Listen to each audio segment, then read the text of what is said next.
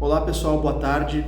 Hoje eu gostaria de fazer um vídeo um pouco diferente do que eu prometo fazer nas próximas ocasiões, que é tecer considerações sobre um caso que desde ontem tem gerado bastante repercussão, que é o caso do inquérito policial do Renato Cariani, que é um influenciador fitness bastante famoso no YouTube e nas redes sociais.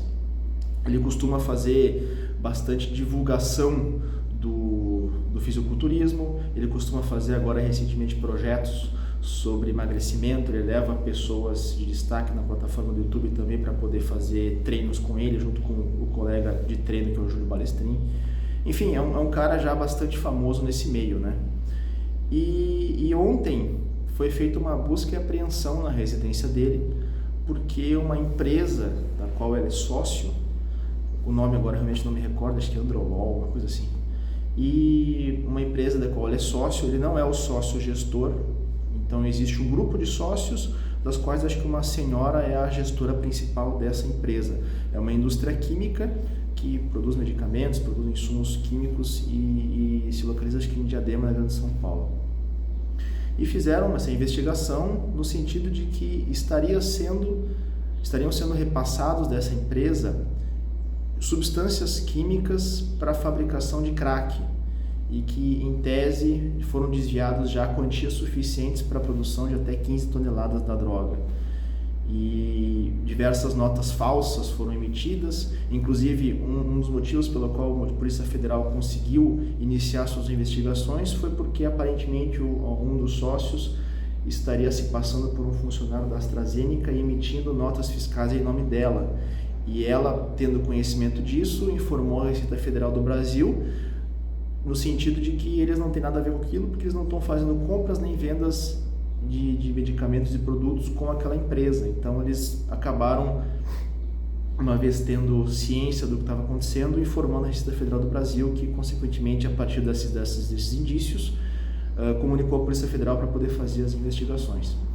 A polícia até tentou fazer, junto com o Ministério Público Federal, um pedido de prisão preventiva, o qual foi negado pela Justiça Federal de São Paulo, mas assim, o ponto nem é em relação à questão do que está acontecendo, mas o que eu gostaria que vocês refletissem comigo hoje é no sentido de que o massacre midiático em torno dele, por algo que ainda não terminou sequer as investigações, é algo que é muito complicado e que está se tornando cada vez mais comum no Brasil.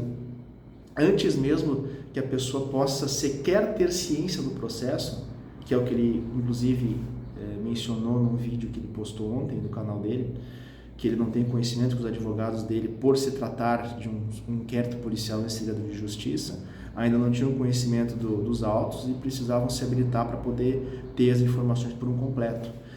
E mesmo assim a mídia, vamos dizer assim, já trabalhou no sentido de tecer manchetes que são condenatórias, né? Então o massacre midiático em relação a ele está muito grande e principalmente o que é mais lamentável ainda é a questão desse massacre, ele se dá puramente por questões políticas.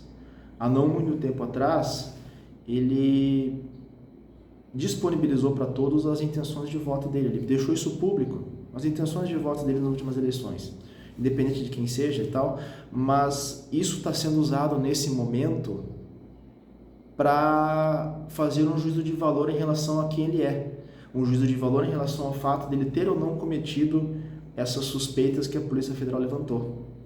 Então isso é uma situação que está acontecendo hoje no Brasil o tempo todo, reputações são destruídas antes que os fatos sejam averiguados. Por exemplo, para quem gosta de futebol, o Dudu do Palmeiras, se eu não me engano, acho que lá para 2015, 2016, ele foi acusado pela companheira dele de agressões, no sentido de que ele estaria batendo nela, etc. Ele teve que sair do país, ele teve que rescindir o contrato dele por pressão com o Palmeiras, ele teve que estar no exterior para poder jogar futebol por um tempo, e mesmo depois de ter retornado, ele comprovou sua inocência a partir das filmagens, dos laudos técnicos que foram feitos, e se comprovou que ele não fez nada. E mesmo assim, ninguém se preocupou em fazer qualquer tipo de retratação, ninguém se preocupou em divulgar a inocência dele, muito pelo contrário, se omitiram completamente. Então, nessas questões de direito penal, nessas questões de investigação, que ainda são questões muito preliminares, onde a polícia ainda está juntando elementos, está juntando provas, para que depois o Ministério Público Federal, nesse caso, decida ou não por ingressar com uma ação penal, ou seja, realizar uma denúncia e ingressar com uma ação penal, a gente precisa ter um pouco de cuidado. Essas questões são muito iniciais. A gente não pode simplesmente tomar decisões precipitadas.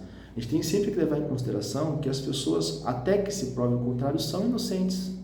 Então esse massacre virtual, esse massacre midiático, esse excesso de informações que são colocadas e que inclusive beiram até a quebra de privacidade, né? Porque a gente está falando de um inquérito policial sigiloso, mas se vocês colocarem na internet, existem imagens da polícia entrando na casa dele, existem imagens da polícia investigando os quartos da casa, enfim, filmando tudo, banheiro, ou seja, não se respeitou em momento algum a privacidade dele durante esse momento, sendo que, repito, se trata de um inquérito sigiloso.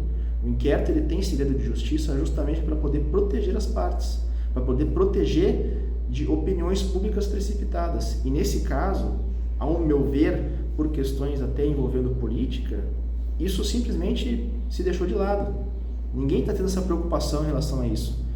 E no processo penal a gente precisa sempre ter isso em mente para não cometer exageros, não cometer injustiças, porque depois isso vai ser eventualmente até irreparável.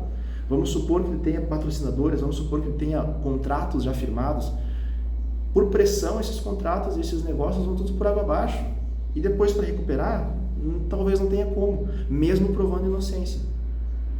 Então, a gente precisa ter esse cuidado. Outra coisa que eu achei também desnecessário precisa realmente, depois das buscas e apreensões realizadas nas casas dos sócios, você criar uma coletiva de imprensa para divulgar tudo? Eu acho que não, né? Acho que a partir do momento que a gente está tratando de um inquérito sigiloso e, portanto, as informações têm que ser resguardadas em sigilo para que as medidas cabíveis depois em sede de justiça sejam adequadamente tratadas.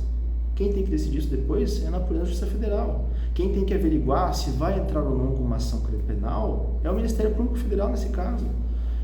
Então eu acho muito complicado essas questões e repito, no Brasil está se tornando cada vez mais comum isso e a reputação das pessoas é destruída em questão de 5 minutos. E depois para recuperar isso é muito complicado. Então assim, a gente tem que sempre ter cautela. A palavra-chave é cautela. A gente não pode se deixar levar pelas intenções da mídia hoje no país, que lamentavelmente, na maioria dos casos, faz um trabalho que não é adequado. Acho que isso é uma opinião de diversas pessoas que inclusive trabalham no meio. As opiniões às vezes são exageradas e tem esse viés político que é absolutamente desnecessário. Mas eu gostaria realmente de trazer essa reflexão para vocês, para que vocês pensem um pouco nisso e avaliem as notícias daqui por diante com um pouco mais de critério, com um pouco mais de senso crítico, para não se deixar levar e não entrar nessa onda de destruição de reputações que é absolutamente condenável, né? Não que, caso ele seja culpado, caso ele seja comprovado, ele não tenha que cumprir pelo que fez, muito pelo contrário, né? Todos têm que estar sujeitos à lei, mas a gente precisa ter cautela, a gente precisa pensar bem no que a gente está falando, pensar bem nas opiniões que a gente emite, para não cometer injustiças, porque isso pode destruir de forma bastante preliminar a vida de uma pessoa e depois não ter volta. Tá bem? Se você gostou desse conteúdo, não considere se inscrever no canal, deixar o seu like. Caso você tenha opinião também, coloca nos comentários. Tá bem? Muito obrigado.